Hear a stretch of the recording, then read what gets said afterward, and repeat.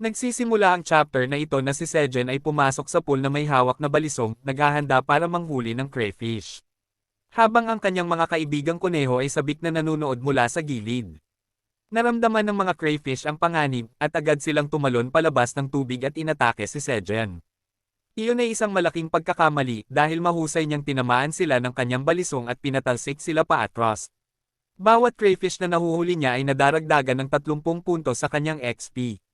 Sa likod ni Sejen, ang itim na mandirigmang kuneho ay handa nang gawin ang kanyang trabaho. At tumalon siya sa ere para saluhin ang mga crayfish at tinamaan sila ng sunod-sunod na home run.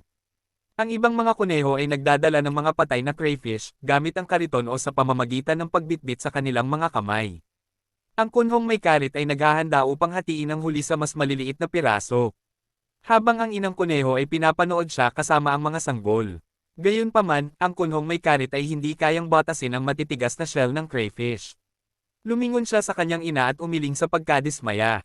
Ngunit dumating si Sejen at sinabi sa kanya ang mga katotohanan ng araw.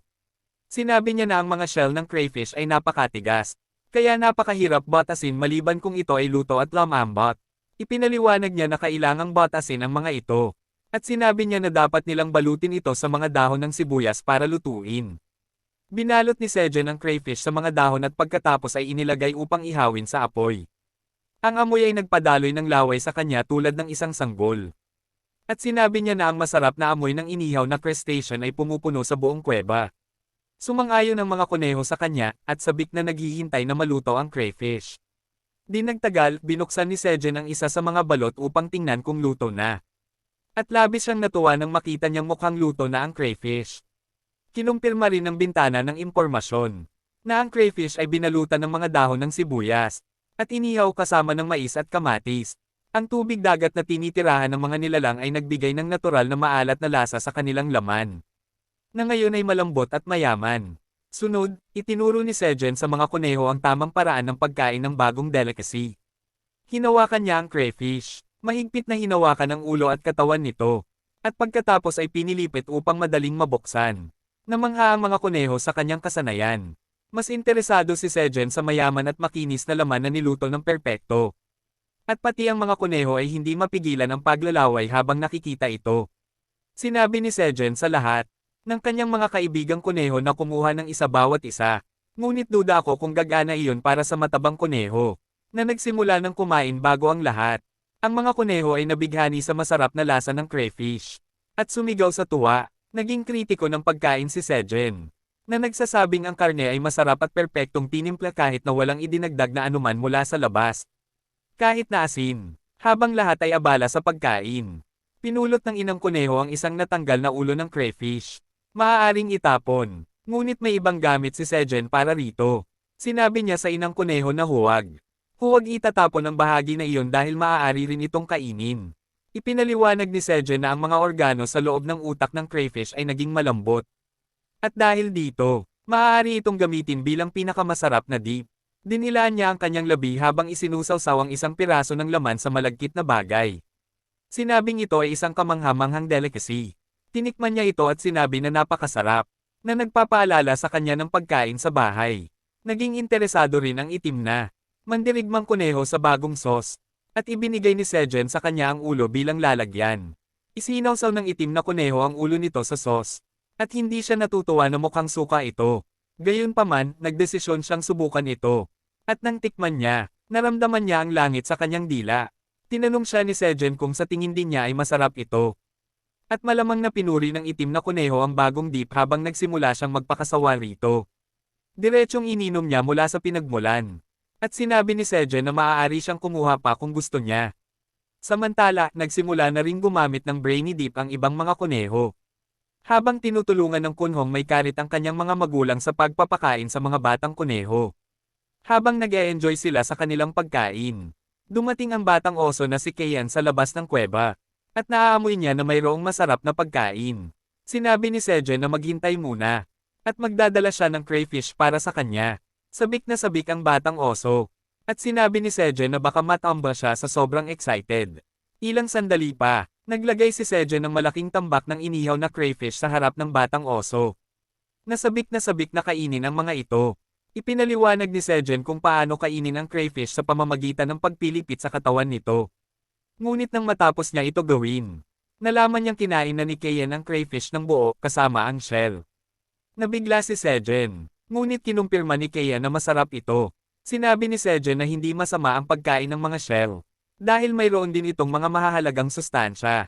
Samantala, sa labas ng ikalawang palapag ng tore, may nangyayaring kaguluhan. Ang nayo ng mga kalansay ay nasa ilalim ng atake at ito'y nasira at nagulo.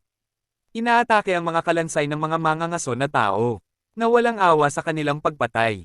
Ang mga kalansay ay tumatakbo para sa kanilang buhay na parang buhay sila sa unang pagkakataon. Ngunit walang habag ang mga tao at inuhuli silang lahat. Hinahabol nila ang mga tumatakas na kalansay.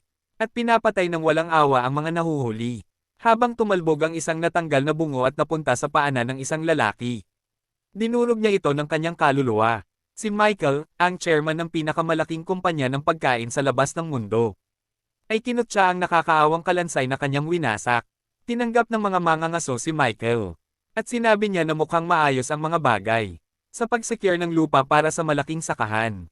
Binigyan siya ng leader ng mga mangangaso ng tour habang sinasabi, nakasalukuyan nilang ginagalaw lahat ng mga mercenary na mayroon sila. At sinakop na ang higit sa kalahati ng mga nayon ng kalansay. Sa ikalawang palapag, hindi natuwa si Michael sa kanyang sagot, at sinabi ng leader na siya ay humihingi ng paumanhin. Ngunit hindi sila makagalaw ng mas mabilis pa rito. Tinanong ni Michael kung kailan matatapos ang proyekto. At sumagot ito na, dahil napakalawak ng lugar, at ang mga bagong mercenary ay mababa pa ang antas. Aabutin pa ng ilang buwan bago matapos ang gawain. Walang pasensya si Michael, at hindi siya makapaghintay ng ganun katagal. Sinimulan niyang paglaruan ang kanyang status window. At ipinakita ang ilang impormasyon sa mga ngaso, na nagulat sa kanyang nakita. Tinanong niya kung ano iyon. At sagot ni Michael na mayabang na ito ang listahan ng mga tao na may utang sa kanila. Kumuha sila ng malalaking pribadong pautang upang magising, sa tulong ng isang tiket, at pinapirma sila ng kontratang panghabang buhay kapalit ng pagbabayad ng kanilang utang. Sinabi ni Michael na ang mga tao ay hindi na kailangang lumabas ng tore. Kaya mayroon silang lahat ng oras sa mundo upang magtrabaho. Binigyan niya ang mga ngaso ng 1 linggo upang matapos ang pagsakop sa buong lugar, at sinabi sa kanya na mag-focus sa kanyang trabaho.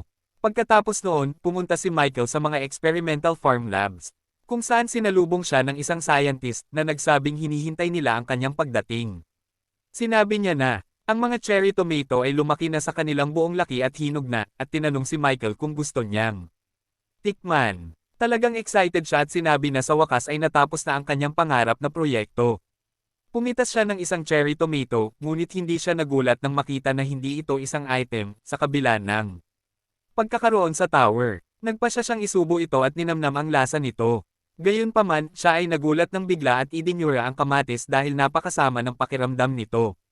Tinanong siya ng mga scientist kung ano ang problema, at galit siyang humiling na sabihin nila sa kanya kung ano ang nangyayari dito. Tinanong siya ng scientist kung ano ang nangyari, at sumagot siya na ang kamatis ay walang lasa. Hindi makapaniwala ang scientist, kaya't tinikman niya ang isa, ngunit ang kanyang kasamahan ay nakatikim na rin. At idinure rin ito habang sumasang-ayon kay Michael. Sinabi ng head scientist na hindi masarap ang kamatis, at sinabi niya na ito'y hindi maganda. Nalilito ang scientist dahil idinagdag nila ang lahat ng pinakamataas na kalidad na nutritional supplement sa bukid, ngunit wala pa rin itong lasa. Isa pang scientist ang nagsabi na ang mga resulta ng pagsubok ay nagpapakita na ang nutritional components ng mga kamatis na ito ay mababa sa standard level. At sila ay nasa pinakamababang grado ng marketability kahit sa labas ng mundo. Galit na galit si Michael na nabigo ang kanyang grand plan at nagwala sa bukid. Nangyayapak ng mga cherry tomato sa ilalim ng kanyang mga paa. Ngunit siya ay nagulat nang makita ang isang bagong bagay tungkol sa mga ito. Nakita niya na ang mga kamatis ay walang iba kundi mga vegetable balloons, na halos walang laman at walang buto sa loob. Bumalik tayo sa kuweba ni Sejen sa ika-79 na palapag. Si Sejen at ang kanyang mga kaibigan ay natutulog ng payapa dahil gabi na para sa kanila. Sa parehong oras, ang nag-iisang minotaur na nakapasok sa kanilang bukid ng 2 beses ay narating sila muli. Kinuha niya ang bagong batch ng mulch na inilagay ni Sejen sa kanyang mga pananim. Ang minotaur ay nagsimulang mag-enjoy sa sariwang damo sa lugar na hindi alam na may panganib na nagtatago malapit. Sa ganito, nagtatapos ang kabanatang ito. Medyo maikli ito, ngunit nakita natin si Sejen na nakakuha ng bagong mapagkukunan ng protina na mas masarap kaysa sa nauna. Gayun din, ang mga hunter sa ilalim ni Michael ay ginagawa ang ginawa ng mga Europeo sa buong mundo para sa kanilang kasakiman. Ngunit sa isang kakaibang pagliko ng kapalaran, ang kanilang mga bukid ay nagbubunga ng pinakawalang lasang cherry tomatoes. Ano kaya ang dahilan sa likod nito at paano ito makakaapekto sa kwento? Sa kabilang banda, ang magnanakaw ay muling nakapasok sa bukid ni Sejen. Ngunit sa pagkakataong ito, sana mahuli siya ng inang oso. Kung nagustuhan mo ang video, mag-iwan ng like at komento, at mag-subscribe sa aming channel para sa mas maraming ganitong nilalaman.